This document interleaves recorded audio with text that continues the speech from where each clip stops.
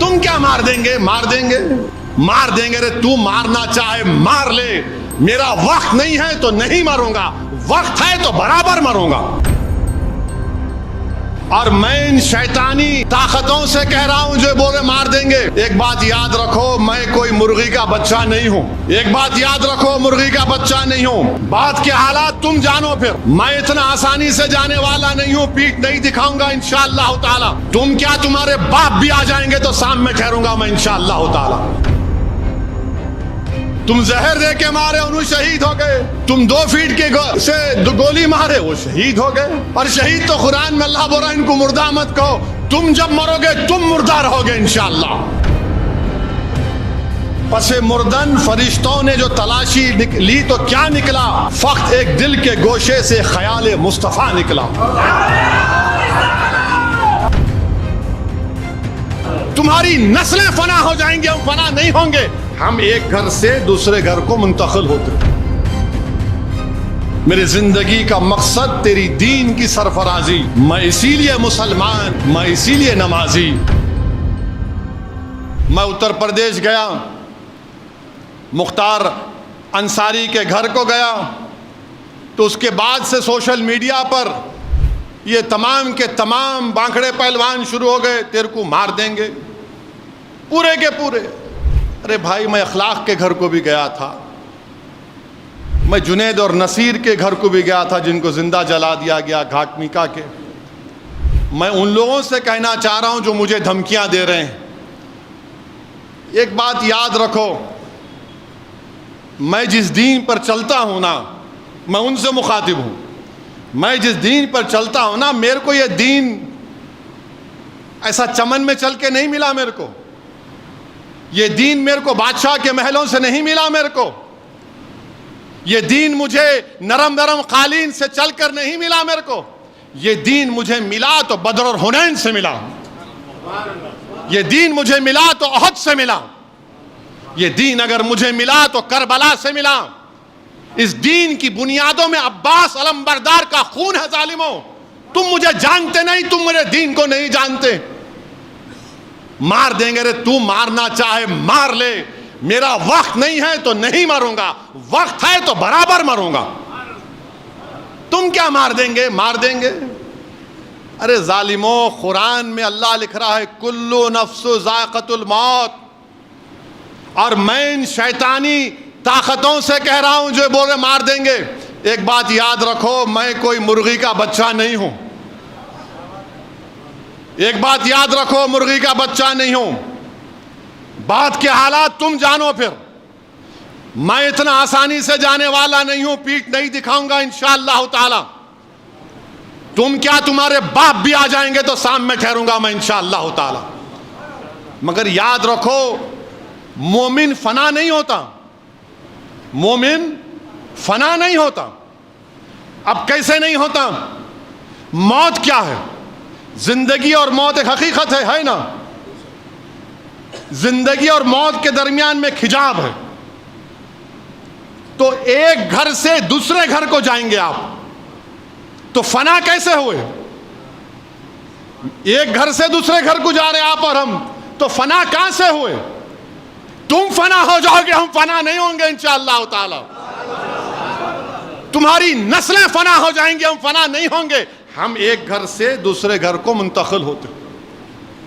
مستدراک ایک حدیث کی مشہور کتاب ہے، عمر بن عبدالعزیز رضی اللہ تعالیٰ عنہ کہتے ہیں کہ آخرت کی زندگی کی تیاری کرو، مومن فنا نہیں ہوتا، وہ ایک گھر سے دوسرے گھر کو جاتا، ایک گھر سے دوسرے گھر کو جاتا ہے۔ تو موت سے ڈرنا نہیں ہے، مگر ڈرنا اس بات سے کہ موت کے بعد کیا ہوگا۔ جب خبر میں جائیں گے، جب حساب کتاب ہوگا، جب پوچھا جائے گا، جب تم سے اور ہم سے پوچھا جائے گا، اور انشاءاللہ تعالی جب ہم کو رسول اللہ صلی اللہ علیہ وسلم کا چہرے مبارک دکھا جائے گا، تو ہم پکار کر کہیں گے یہ میرے آقا ہیں انشاءاللہ، میں ان کا امتی ہوں، یہ محمد صلی اللہ علیہ وسلم ہے۔ ہم ایک گھر سے دوسرے گھر کو منتقل ہوتے۔ مارنا ہے مارو، کیا کرنا ہے کرو، تم زہر دے کے مارے انہوں شہید ہو گئے، تم زہر دے کے مارے انہوں شہید ہو گئے، تم 2 فیٹ کے سے گولی مارے وہ شہید ہو گئے۔ اور شہید تو قرآن میں اللہ بول رہا ہے ان کو مردہ مت کہو، تم جب مرو گے تم مردہ رہو گے انشاءاللہ، تم جب مرو گے تم مردہ ہوگے، میں مردہ نہیں رہوں گا، میں مومن ہوں، گھر تبدیل کروں گا۔ کسی ایک شاعر نے ایک اچھا شعر کہا تھا، میری زندگی کا مقصد تیری دین کی سرفرازی، میری زندگی کا مقصد تیرے دین کی سرفرازی، میں اسی لیے مسلمان، میں اسی لیے نمازی، میری زندگی کا مقصد تیری دین کی سرفرازی، میں اسی لیے مسلمان، میں اسی لیے نمازی۔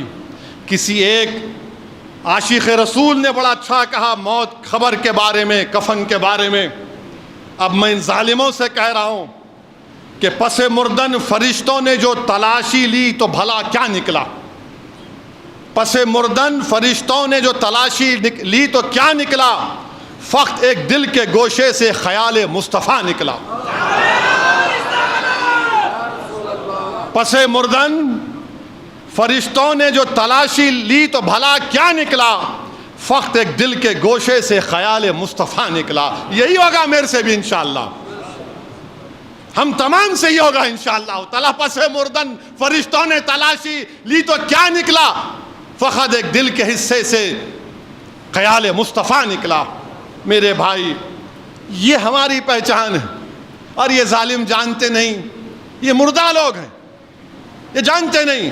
ایک صحابی رسول تھے ابو سعید خثیمہ رضی اللہ تعالیٰ عنہ، ضعیف ہیں، بیٹا بدر میں شہید ہو گیا، احد کی جنگ ہے، رسول اللہ صلی اللہ علیہ وسلم کا جا کر عرض کہتے رسول اللہ صلی اللہ علیہ وسلم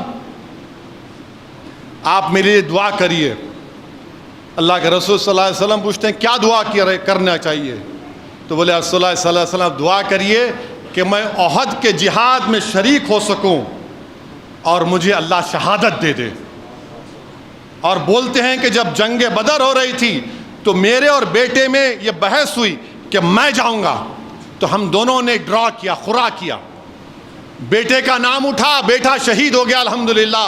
اور کہتے ہیں ضعیف باپ کہتا ہے رسول اللہ صلی اللہ علیہ وسلم میں نے رات میں اپنے بیٹے کو خواب میں دیکھا جنت میں، اور کہہ رہا ابا جان جلدی آؤ میں آپ کا انتظار کر رہا ہوں۔ ارے ظالموں، ہم کو اسلام ایسے ملا۔ اللہ کے رسول صلی اللہ علیہ وسلم ان کے لیے دعا کرتے ہیں، وہ شہید ہو جاتے ہیں۔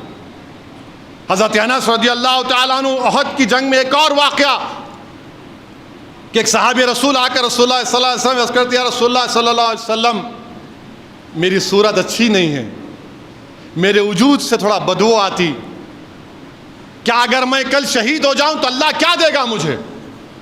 اللہ کے رسول صلی اللہ علیہ وسلم فرماتے ہیں اگر تو جہاد میں شہید ہوگا تو اللہ تجھے جنت دے گا، تو شہادت کے اعلیٰ مقام پر پہنچے گا۔ وہ جنگ میں حصہ لیتے، شہید ہو جاتے، جب ان کی لاش کو دیکھتے ہیں تو چہرہ نورانی ہو جاتا، جسم سے خوشبو آتی ہے، اور رسول اللہ صلی اللہ علیہ وسلم فرماتے ہیں کہ جنت کی حوریں اس کے استقبال کے لیے کھڑی ہوئی ہیں۔ تم ہم کو مارتے مارو پیارے، کون روک رہا تم کو؟ میری زندگی اللہ لکھ دیا ہے جب میں اپنی ماں کے پیٹ میں تھا، میری ذلت، میری عزت، میری رزق، سب چیز اللہ لکھ چکا ہے، تم کیا لوگے مجھ سے؟ ارے یاد رکھو دنیا میں رہیں گے تو غازیوں کی طرح رہیں گے، یا پھر موت آئے گی تو شہادت کو پسند کریں گے، اور حشر کے میدان اپنے ماں باپ کو شرمندہ ہونے نہیں دیں گے انشاءاللہ تعالی۔